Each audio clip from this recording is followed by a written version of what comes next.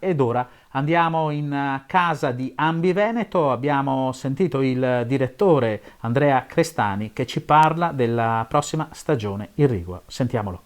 Emergenza non solamente in campo sanitario. Dopo un inverno con bassissime precipitazioni e una via di primavera con temperature superiori alla media, il sistema idrico regionale comincia a fare i conti con quella che tra poco potrebbe diventare emergenza siccità. Con la stagione irrigua, per quanto riguarda l'inizio del 2020, è una stagione irrigua sicuramente particolare, si denota un'alta criticità idrica, quindi abbiamo scarsità di risorse e un'idroesigenza culturale molto elevata.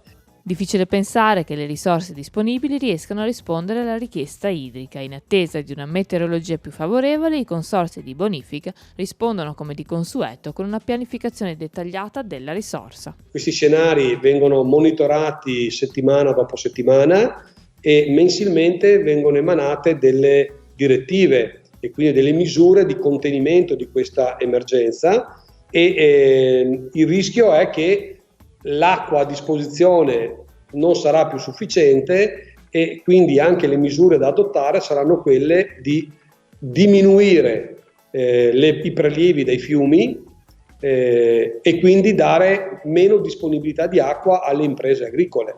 E se la situazione non dovesse risolversi attraverso le precipitazioni, quali potrebbero essere le ripercussioni in agricoltura? L'agricoltura da una parte è penalizzata sicuramente per l'emergenza sanitaria, ma dall'altra anche da questa evidente siccità che sta compromettendo anche la prima fase culturale agronomica delle culture.